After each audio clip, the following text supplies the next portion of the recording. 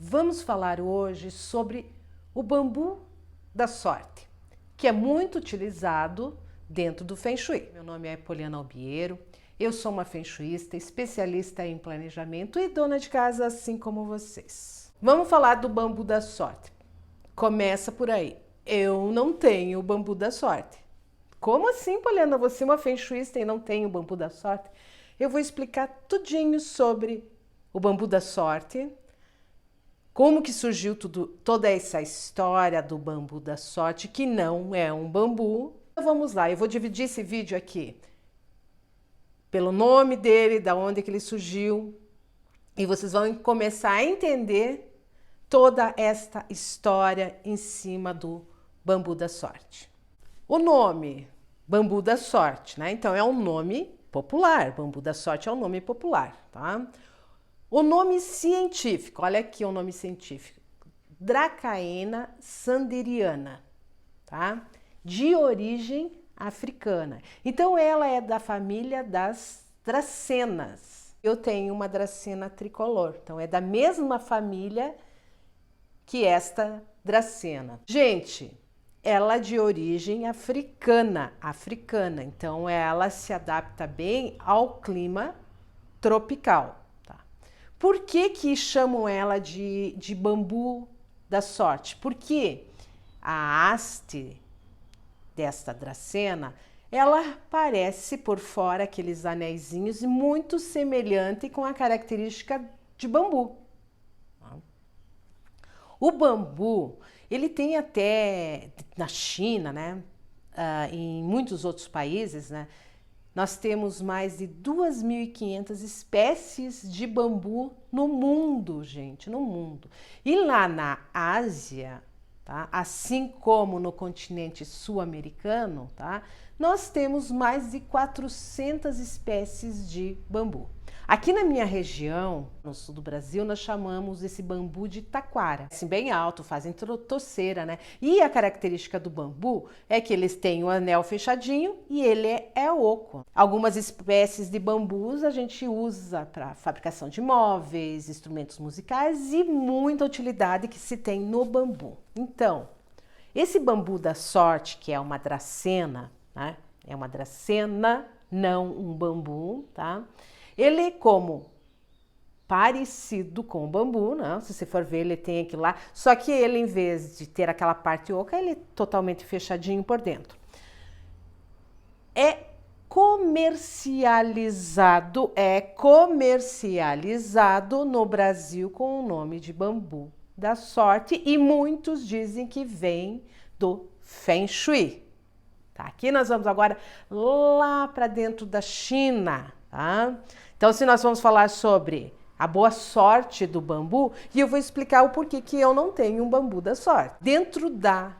Olha aqui, ó, gente, isso já não está dentro do Feng Shui, ele está dentro da crença popular dos chineses, dentro da crença popular chinesa. Porque, gente, nem todo mundo que mora na China aplica o Feng Shui. Tá? Nem todo mundo que mora na China conhece o Feng Shui. Aí que as pessoas se enganam, acham que todo mundo lá na China aplica o Feng Shui, conhece o Feng Shui. Não, não. Assim como muitas pessoas no Brasil não conhecem algumas crenças populares brasileiras, algumas tradições brasileiras. Essa é a diferença. Vocês vejam aqui como tem um ponto comercial em cima de tudo isso. Fazer aquelas tranças nela, fazer formatos diferentes. Linda, é linda mesmo. Esta planta é muito bonita. Como nosso clima aqui é tropical e subtropical, ela se adapta muito bem no Brasil. Lógico que nós temos que ter ali a questão de certos cuidados com plantas que eu já vou falar, né? Assim como essa dracena aqui, eu tenho que ter cuidado com ela, o bambu da sorte também tem que ter certos cuidados. Então vamos lá, gente. Por que eu não tenho um bambu da sorte? Então, dentro da crença que existe lá na China, para o bambu da sorte trazer esta sorte para você, você tem que ganhar um bambu, não é ir lá e comprar o bambu. Então, o bambu da sorte deve ser recebido de presente por alguém, tá? E quando que eles presenteiam ou oferecem esse presente. Então, sempre quando existem mudanças novas na vida de uma pessoa, né? Então, quando ela casa, quando ela termina a faculdade, na formatura, né? Com o nascimento de uma criança, então é presenteado ali, né? No aniversário, né? Que existe aquela passagem, aniversário. Então, ele é presenteado. Então, você, pela crença deles, para ser um símbolo de prosperidade, de alegria e tudo mais, você deve receber. Então, não comprar. Eu até hoje não ganhei um bambu da sorte, então eu não tenho. Porque se eu for seguir esta tradição, então tem que ser como deve ser feita, né? Depois vem os números de hastes, né? Que eu já vou falar para vocês. Eu tenho essa dracena aqui, essa minha dracena tricolor, né? Ela fica bem aqui nessas janelas que eu tenho aqui. Bate sol praticamente o dia inteiro. Não? Tem muito cuidado com ela, porque todas as espécies de dracena, elas podem ter algumas cochonilhas, pulgões. Esse tempo, essa minha aqui estava inteirinha de cochonilha, eu não sabia o que fazer. Tá? Tinha que levar ela para fora, cuidar dela. Agora que ela está se recuperando bem, né? Eu trouxe ela de volta para dentro de casa, mas ficaram mais de um mês em recuperação para esta planta. Então, quer dizer que o bambu da sorte também tem algumas espécies ali de pragas que vão pegar em cima dele, né? Gente, é bastante comércio. É comércio, né? Então quer dizer lá, é a mesma coisa quando agora vocês estão dizendo assim, a planta coringa do Feng Shui é ai meu Deus, eu esqueci o nome dela, tô olhando ela daqui, não tô me lembrando o nome dela. Zamioculca, né? A planta Zamioculca é a planta coringa do Feng Shui, porque é uma planta também africana, tá? Ela resiste muito, mas muito a lugares mais escuros, tá? Ela resiste muito a lugares escuros, coisa que o bambu da sorte, se você colocar em um lugar mais escuro, que não tem tanta luminosidade, ele vai ficar, né? Ele cresce, continua crescendo, mas dá um espaçamento muito grande entre as folhas, tá? Pelo que eu entendi ali, se você deixa ele em um lugar que tem mais próximo a janela, as folhas ficam mais próximas e ele fica mais cheinho. Se você tira ele e coloca num lugar longe, né, com pouca luminosidade, né, ele vai crescer, mas ele tem poucas folhas. Então fica aquele espaçamento, ele fica uma planta feia ali com poucas folhas, né? Vai ficando mais ralinho ali. Não? Então tem toda essa questão de cuidado. Não é uma planta assim que você diz assim, coloca em qualquer lugar que ela vai trair boa sorte. Né? Vamos lá, então, ao números de hastes, dentro dessa simbologia que está ligada a crenças culturais lá da China. 2 hastes significa união. Aqui vocês podem ver que tem alguma coisa relacionada ao guá dos relacionamentos. Então, simboliza a união, tá? Vai atrair amor e sorte em dobro. 3 hastes, haverá vida longa, felicidade e prosperidade. 5 hastes atrai a energia da prosperidade para as áreas emocional, mental, espiritual, física e intuitiva. 6 hastes representam uma grande fortuna. 8, crescimento e fertilidade. 9 hastes traz grande sorte e 10, uma vida plena. Vocês viram ali que pulou o 1 e o 4. Tá? Por que pulou o 1 e o 4? O 1 e o 4, dentro da crença chinesa lá, não são números bons, estão relacionados à morte, então eles evitam, né? Principalmente o 4. Né? Vocês viram que existe muita crença, gente, que tem muita crença por cima, tá? Se você for pegar o Feng Shui tradicional, bem tradicional, essas coisas simbólicas não te trazem nada através disso. O bambu dentro do guá da família, tá? É um símbolo do guá da família. Por quê?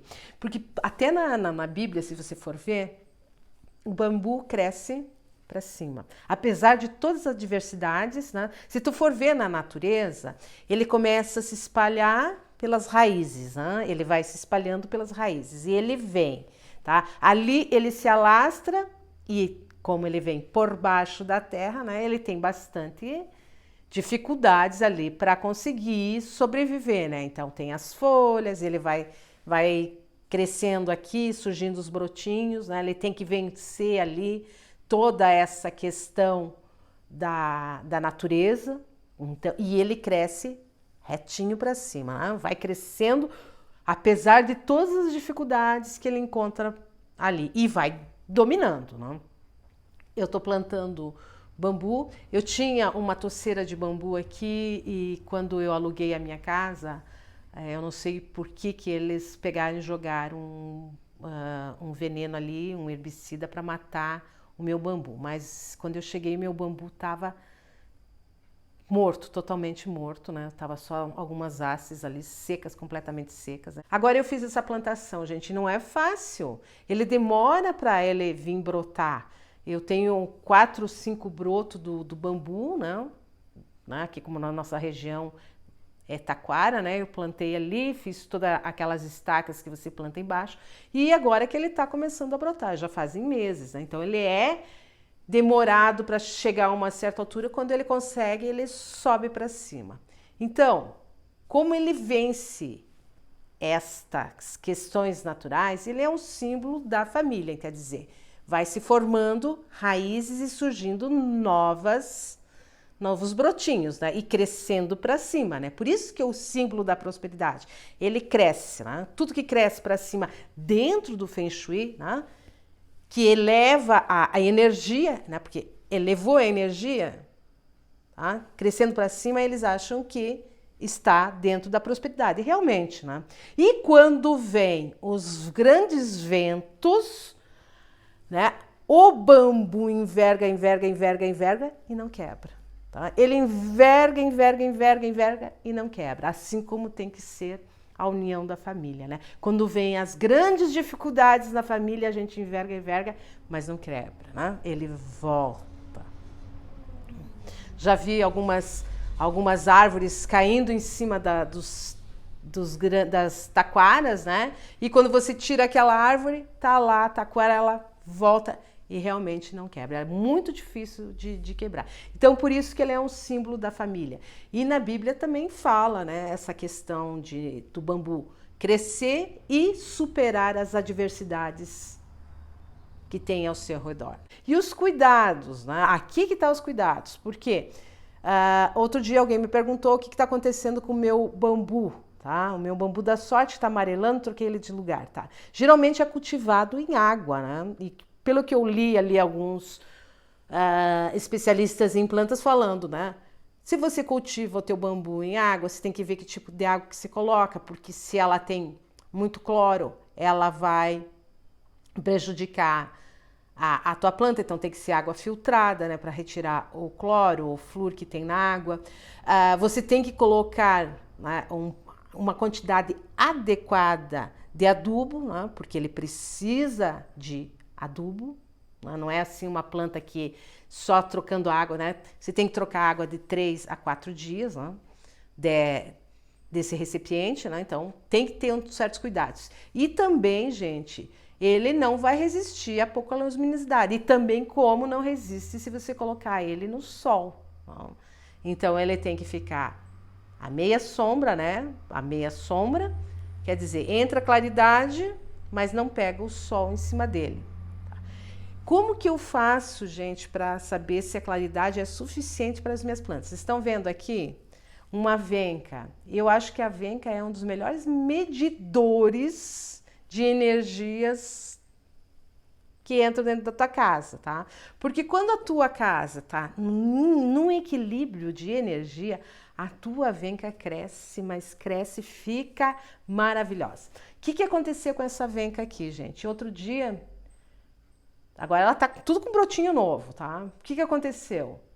Eu recebi certas visitas, a minha venca assim, parece que queimou de uma hora para outra. Quando passou 2, 3 dias, ela estava toda queimada, as folhas estavam começando a a ficar vermelhinhas ali, queimadas, né? E secou, né? Tive que fazer uma poda bem drástica nela, adubei bem e tá voltando, quer dizer, a energia.